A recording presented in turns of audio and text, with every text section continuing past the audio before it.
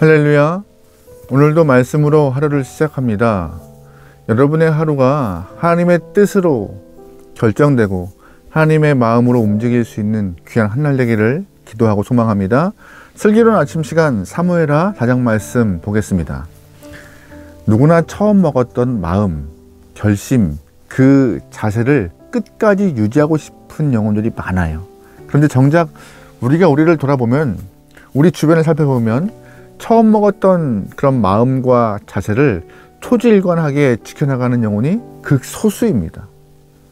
왜일까요? 왜 이렇게 초지일관된 모습을 끝까지 유지하기 어려울까요? 두 가지 이유가 있어요. 첫 번째는 무엇이냐? 바로 상황이 변했기 때문입니다. 상황이요. 내가 처음 먹었을 때, 마음 먹었을 때 그 상황과 지금 상황이 바뀌어 버렸어요. 그러다 보니 이 바뀐 상황이 처음 먹었던 그 마음을 변화시킬 명분이 돼요. 뭐 상황이 변했으니 이전과 같지 않으니 뭐 그 마음을 유지할 필요가 있어? 라고 자꾸 우리에게 다른 빈 틈을 제시하죠. 상황 논리와 똑같은 것이에요. 이전과 같지 않으니 새로운 마음이 필요하지 않을까? 뭐 굳이 처음 같이 노력할 필요가 있을까? 그러한 자세가 생기게 돼요. 또 하나, 우리가 초지일관을 지키지 못하는 이유는 외부적인 환경의 요인만 있는 것이 아니에요. 내 마음에 대한 문제도 있는 것이에요. 인간의 마음이요.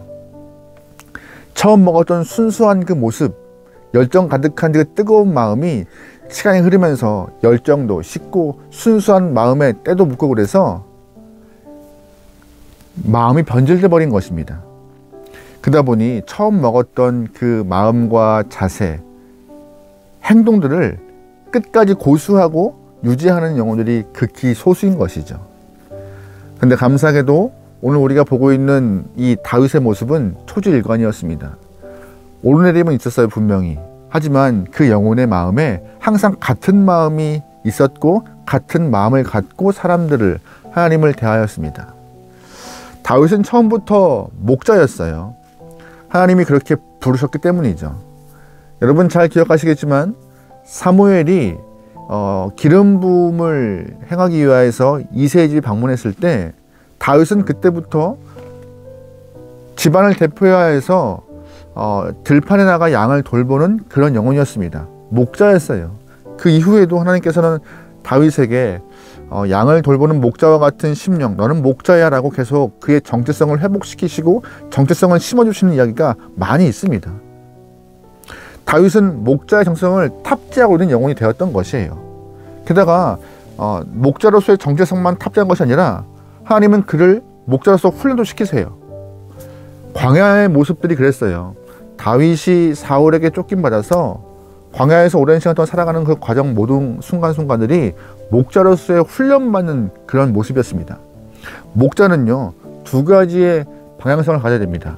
첫 번째, 목자장이신 하나님 말씀에 순종하는 훈련을 받아야 되는 것이에요.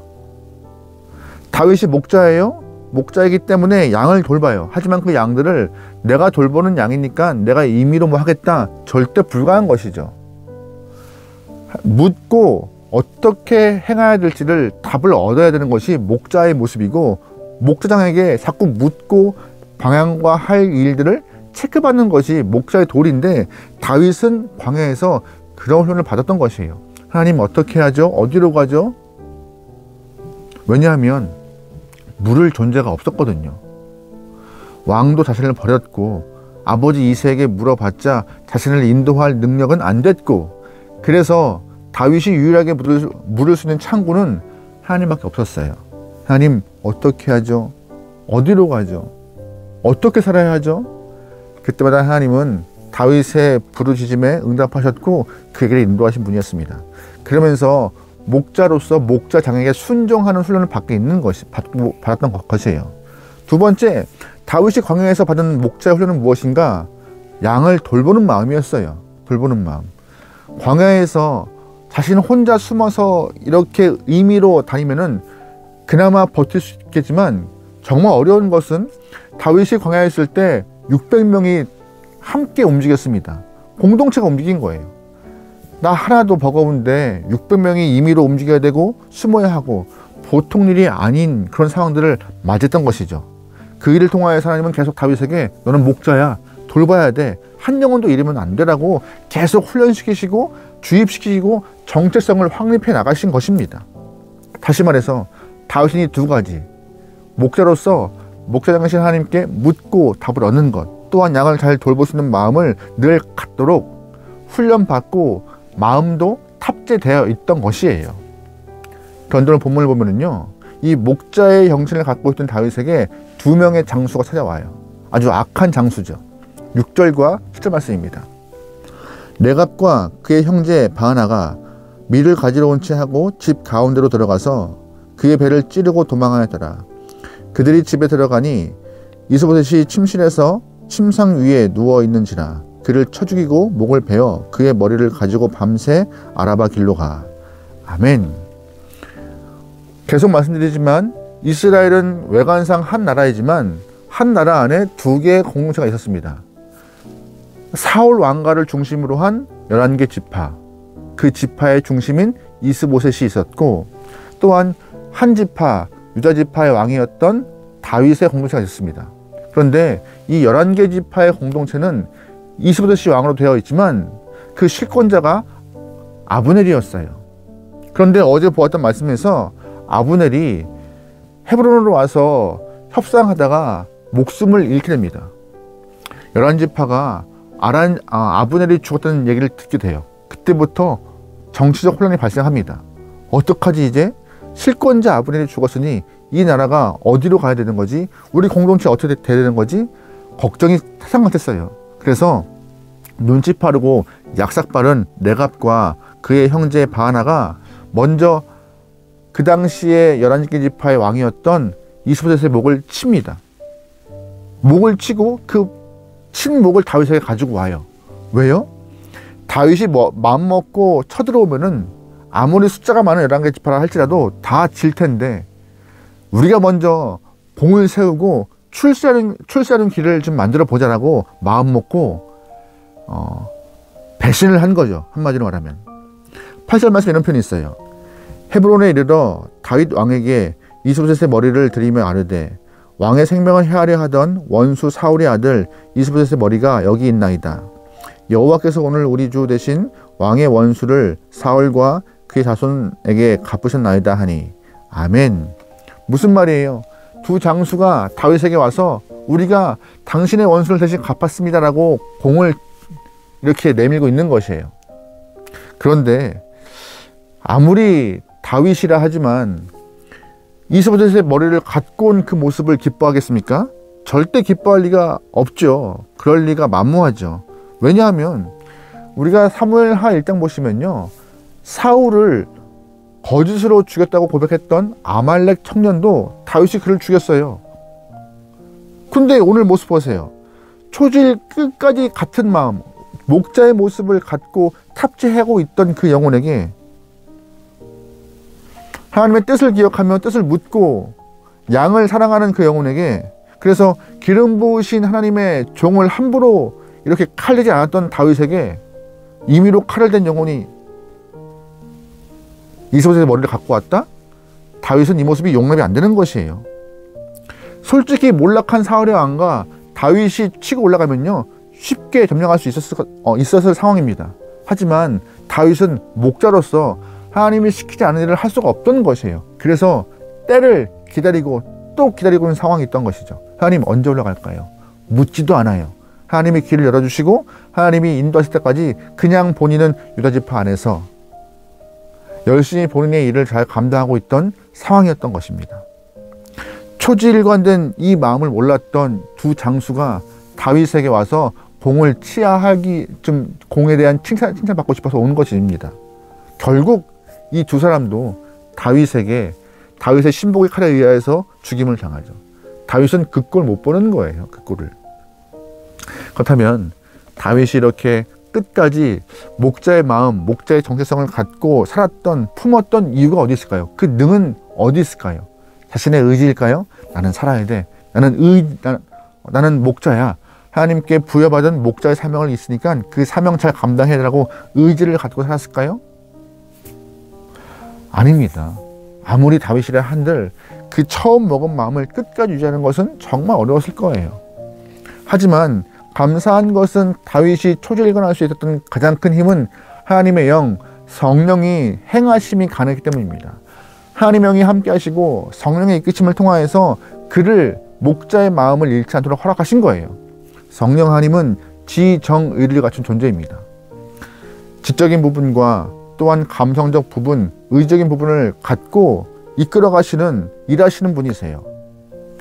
성령 하나님은 의지가 굉장히 강한 분이세요. 왜냐하면 한 번 붙으시면 끝까지 놓지 않으시거든요. 그래서 우리가 성령의 견인이라는 말도 해요. 하나님의 영을 품다는 것은 하나님의 영, 성령을 내 안에 모시는 것이고, 그 성령의 모심은 그 능력을 내가 경험하는 거거든요. 의지가 강한 하나님의 성령, 그 성령의 힘을 내가 경험하고 체험하고 그 의지로 살아갈 수 있는 힘을 느끼는 것. 오늘 다윗이 그런 모습을 보여주고 있는 것이에요. 내 의지로 못하지만 하나님의 영, 성령의 의지를 갖고 자신 또한 목자의 사명감과 정체성을 잃어버리지 않고 끝까지 같은 마음으로 대하는 그런 모습이요. 예수님을 우리가 인격적으로 딱 만나는 순간 그동안 갖고 있던 죄의 권세가 한 번에 무너집니다. 하지만 죄의 권세가 무너졌다고 해서 다시금 죄가 안 쌓이는 것은 아니에요. 그때 내 안에 있던 성령 하나님이 힘을 발휘하시는 거죠. 어제까지 술이 좋고 술 속에 빠져있던 사람이 다음날 아침에 술 냄새가 맡기 싫어지고 술을 멀리 해버리는 그런 일들이 성령 하나님 때문에 가능한 일입니다. 내 의지와는 상관없는 것이죠. 여러분, 그러기에 여러분이 아무리 의지가 강하다 할지라도 우리의 의지는 오래 못 가요. 그래서 성도들은, 신앙인은 하나님의 영을 내 안에 품고 그 하나님의 영을 의지하며 인도함을 따라갈 수 있는 신앙인이 되어야 하는 것이 우리의 목표이고 목적이고 자세인 것이에요. 내 의지로는 갈 수가 없는 길이거든요. 거룩하라, 온전하라, 사랑하라, 믿음으로 살아가라. 너무나 어렵습니다. 하지만 그렇게 살아가려 한들 오래 못하지만 성령 하나님의 견인과 이끄심을 통하여서 우리가 그렇게 살아갈 수 있는 의지와 힘을 낼 수 있는 것이에요.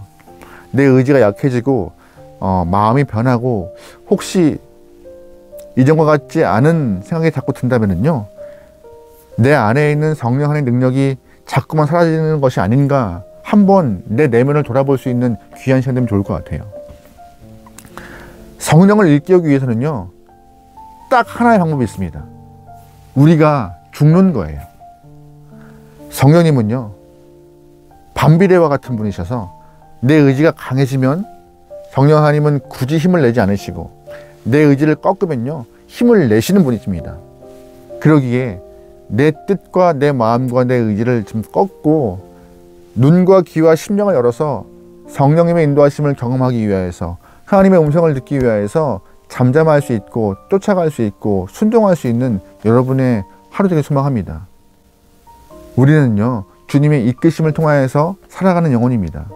내가 아무리 발버둥 쳐도 힘든 영혼의 삶이지만 성령님의 이끄심이 있을 때 그 안에서도 평안과 위로와 축복과 기쁨이 선물되는, 선물을 받을 수 있는 그런 영혼인 것이에요.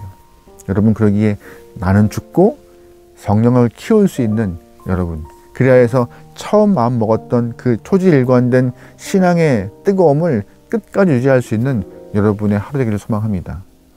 말씀으로 승리하고 성령과 함께 살아갑시다. 기도하시겠습니다. 하나님, 이 땅에서 성령 하나님의 이끄심에 반응할 수 있는 눈과 귀와 심령을 허락하소서. 내 중심에 내 뜻에 부합된 삶을 살기 위하여서 발버둥 치는 영혼이었지만 그러한 모습 주님 용서하시고 주님의 뜻에 부합될 수 있는, 주님의 마음에 합할 수 있는, 성령 하나님의 이끄심에 순종할 수 있는 우리의 삶 되도록 역사하소서. 내 능으로 사는 것이 아닙니다. 성령의 능으로 살아갈 때 힘을 얻고 능을 경험하고 기쁨과 위로가 충만함이 있사오니 오늘 하루 성령 하나님의 음성에 민감할 수 있는 우리 모두가 되게 허락하소서. 맡기오며 예수님의 이름으로 기도합니다. 아멘.